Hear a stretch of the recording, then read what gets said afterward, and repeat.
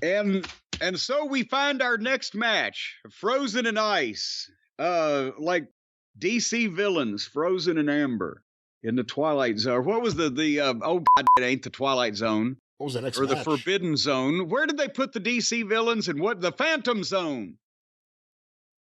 Well, out of the Phantom Zone came the House of Black. And here you've got Malachi Black and Brody King and Buddy Matthews, he of the unfortunate name. And they took on Edge, Eddie Kingston, and Mark Briscoe.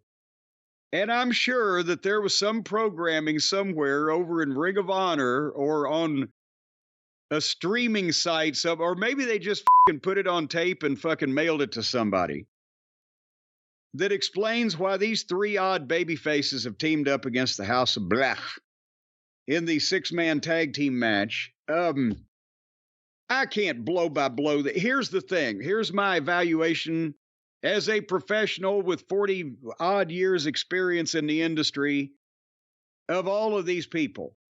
Eddie Kingston has now become a complete waste of time because he doesn't work the gimmick that Mother Nature gave him. We've talked about it.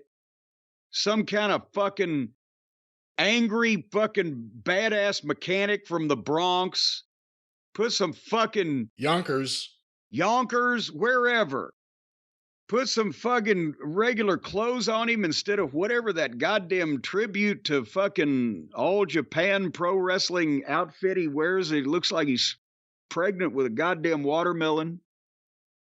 And he can talk like that, but he doesn't do it. And he looks like shit, but with the gimmick that would work for him. If he dressed it and talked it and acted like it and worked it instead of pretending to be Japanese and doing Japanese karaoke badly with the fucking thing where he does the chops where he hits himself harder than the fucking opponent. There's no focus on his booking, which is not his fault, but he ought to give him something to work with that they couldn't fucking keep down. And what he's doing is he's living some kind of fantasy of getting to work all these Japanese matches with these Japanese superstars that are all broken down and immobile, and he can't do that shit. So there you got that. Then you got Mark Briscoe, who could have been one of the top 2 or 3 major singles fucking baby faces in this company over the last year and almost a half now, but they didn't know how to fucking do that either. Edge has become just one of the boys already. Malachi Black is Malachi Blah. His work is sometimes good. The spooky gimmick was goofy. And when left to his own devices at the start there, it was not promising. But he's been booked rotten also because Tony doesn't know what the fuck. And then he got sent over to the goddamn Collision show when it was going to be the wrestling show. That didn't last. Brody King is a fat tattooed indie guy that does all the shit that fat tattooed indie guys do. And Buddy Matthews is a fucking superstar with the worst name that I've ever fucking heard. Hidden and submerged in a sea of dreck. So there you go. What do you think they did, Brian? Can you disagree with any of those assessments? I think Brody King is all right. And I thought Jesus was just all right. Well, that's a song. Me. That's a song. Jesus is just all right, oh yeah. All right, well, your modulation's acting up. Ladies and gentlemen, we apologize for any technical difficulties. That's because I'm talking about Jesus. Okay, why? Because he's just all right with me. And you said Brody King was all right. I think Brody King's all right. I think you're a little too hard on Brody King. All right. Otherwise, everything's pretty good. Mark Briscoe is one of the bigger missed opportunities in AEW history, and there's been a lot of people, and he's one of the people at the top of the list. Whew. Well, anyway, so they all did the things they all do. At one point, Buddy got in, looked fantastic, and then Kingston sat his fat ass down in the ring and told this jacked up muscle fucking head to kick him. And that was about 6 minutes into the match, and I said, I'm done with this shit. I hate Skip Mark Briscoe, but So we go to the finish. And basically, all three of the baby faces speared all three of the heels, and everybody sold.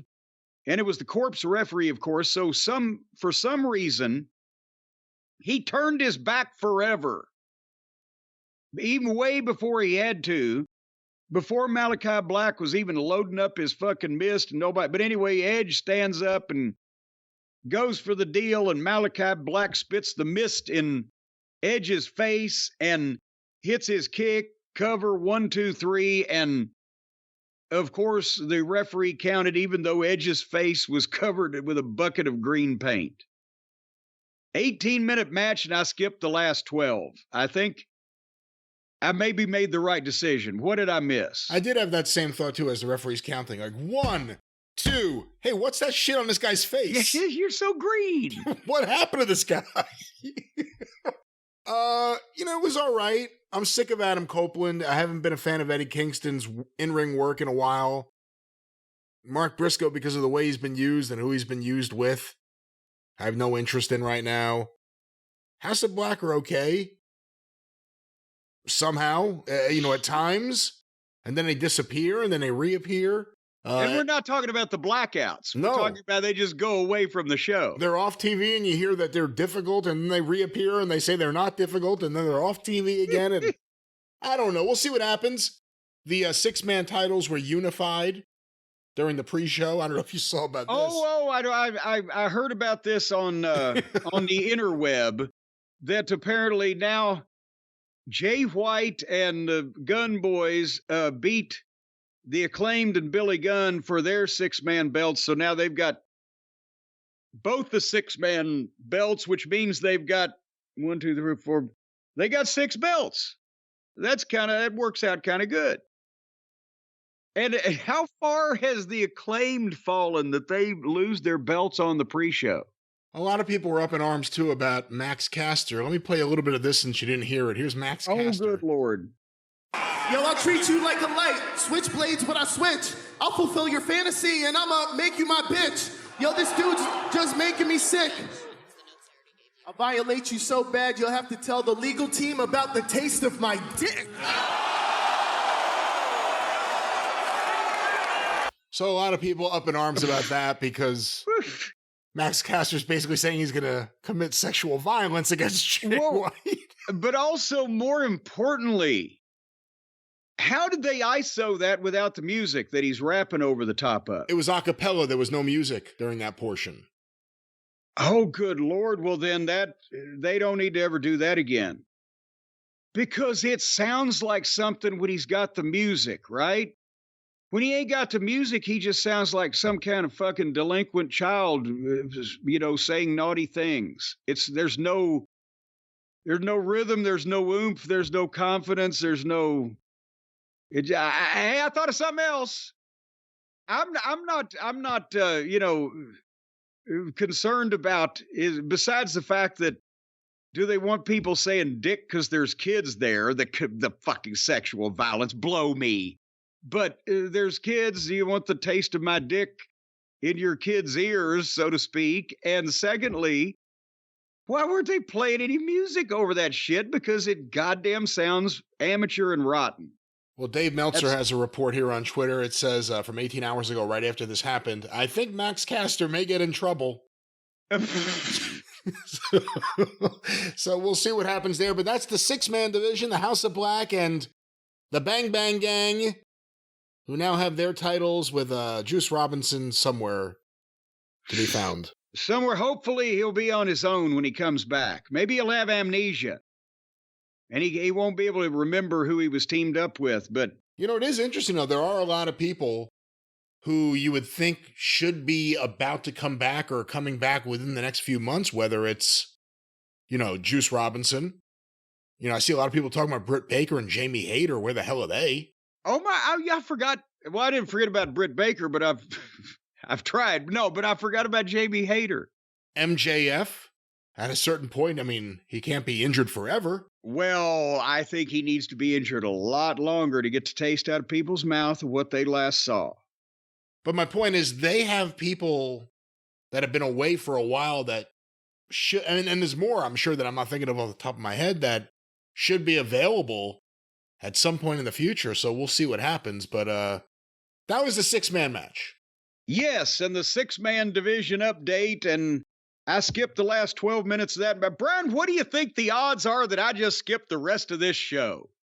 Oh, I hope you watch this show. I hope there's so many, even the women's matches I want to hear, especially one of the women's matches. I want to hear what you think. What do you think the odds are? What about the over and under? Are you going to pick 6? Is there a point spread involved with this? Well, you can spread whatever you want because we're all adults here. But I'll tell you what, if you're a fan of the NBA, well, listen up. To the sound of my voice, you got to try Pick 6, the newest fantasy app from DraftKings, an official partner of the NBA. Now, this is not a fantasy app that, you can't do at work, or you want to make sure your parents aren't looking over your shoulder, even if you're 47 years old. This is the fantasy sports. We're talking about the good kind, where you just dream up examples of whether you think a player will have more or less of a stat. For example, will a player have more than 1 rebound, Brian? Or will the player be struck by a batted ball? That'd be a good one. They don't really bat balls in the NBA, do they? Is that really one of the questions they give you? Will a player be struck by a batted ball? No, I just thought that would be a good thing to bet on. How would you bet on that? What player is going to be hit by the batted ball? Well, see, what you do is you go and you find one of the batters that. You find one of the batters that has a goddamn, terminally ill family member or something in need of money, and you say, look, I'll give you $500,000. If you will fucking try to hit a home run right into the belly of the third baseman, just drill him. You can't just do that willy-nilly like that. Well, they did it with the White Sox back in 19. But anyway, folks, that's what you do. You download the new DraftKings Pick 6 app now using the code JCE, and then take on the competition with your best NBA player picks. Will a player have less or more than 3.5 assists? Will a player jump up and fucking get hung up in the goddamn hoop for more than 7 seconds? We don't know what's going on here. You can bet on anything if you want to. Will your favorite player draw a better quarter-hour rating than AEW? Yes, there's a statistic that we all want to keep an eye on. So pick your favorite players, folks, and compete for huge cash. That's huge cash prizes. If you get some of this information correct, then, well, you'll just be farting through silk. So right now, again, download the new DraftKings Pick 6 app now using the code JCE, and that way they'll know you're one of the cool kids. Only on DraftKings Pick 6 with code JCE. The crown is yours. And Brian, do we have a brief statement that is to be added to the addendum of this pedendum? We do. I'm just finding the file right now where Studio Hands put it here. Let me open it up here. Here's our friend David Smith giving his finest rendition.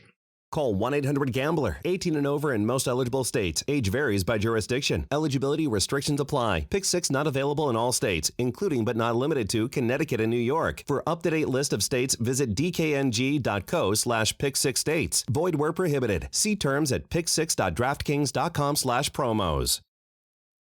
That's have you gone over there to dkng.co/pick6states for the up-to-date list of states? Because I got it. There's still 50 of them.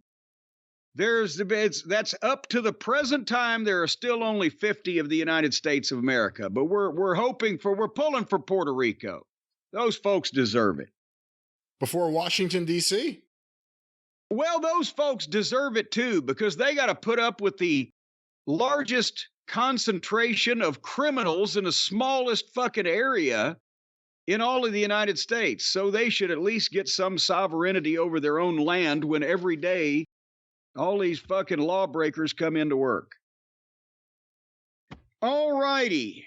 Are we moving on? We are. I hope. We are. I certainly hope. Well, I wanted to get your input on this. I didn't want to make you feel left out. It's your show.